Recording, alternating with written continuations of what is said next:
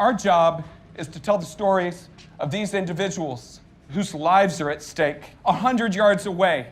And our job is really straightforward. Well, congratulations on the movie. Thank you. It's so good. Thank you. I loved it. I will say I didn't know much about the events of that day going in. For you guys, do you feel like you learned a lot through the process about what happened? You always learn a lot by, tracing the steps of someone else like we do in such detail like this. I'd seen, there's a fantastic documentary called Day in September, which I saw when it came out at Upstate Films in Ulster County, New York. Oh, yeah? Great cinema. And I was really interested from watching that. And so when I first heard about it, I think that's what I thought of. But yeah, it's we were just talking about the director. Like, the script was really interesting. He was fascinating. And I think sometimes the best directors I've ever worked with weren't necessarily like super articulate verbally in terms of saying what they wanted. Like, the camera was the way that they had to say what they were thinking. They needed a camera, otherwise they just write a book. And I could just sense he was that kind of guy. And I knew he was our guy the minute he started shooting, He's very singular-minded.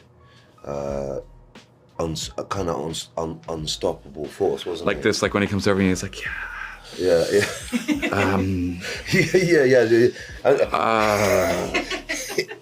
I've never seen some indefatigable, and he's just like, he's in it the whole time, and you're watching him, he's stewing about it. Something's not right, something's not right, Incredible stamina.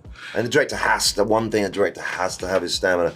His was on a sort of different level. It was beyond stamina. No, they just had to pull the plug on him at the end of the day. He's like, there's no more batteries for the camera. Yeah, it's true. Yeah, but it needed that. It needed that because of it's in that one room. And he can operate. He operates. He's definitely a camera man. Yes. I mean, I just was blown away by this movie, and it's heavy, of course. I mean, there's moments where I was crying, my heart's pounding, I'm on the edge of my seat, literally. Yeah. And if people may, right now, because it does feel relevant, right? Yeah. People may want to shy away from it a little bit because of the heaviness. So what would you say to them to get them to check it out? Well, it's quite a visceral film. I mean, the things that it makes you think about, I think, are not, I think are actually the things that are easier to think about than maybe some of the really dramatic, troubling things. Like the way that we consume information, who gets to tell the story? Does the camera tell the whole story? Does violence, a depiction of violence, mushroom clouds, children running down streets with gashes, and does that tell the whole story? Or does it make it hard to understand the whole story?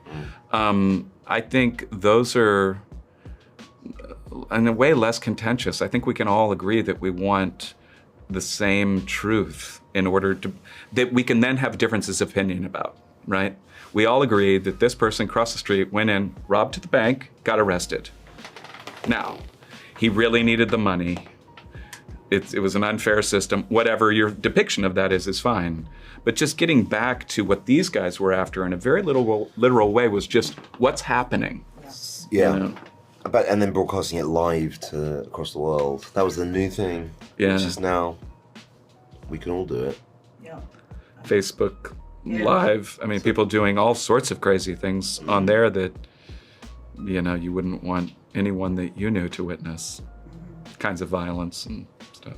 Absolutely. Well, thank you guys so much for your time. That went so fast. I know. way Well, too congratulations. Thank It's such a good film. If they shoot someone on live television, whose story is that? Is it ours or is it theirs?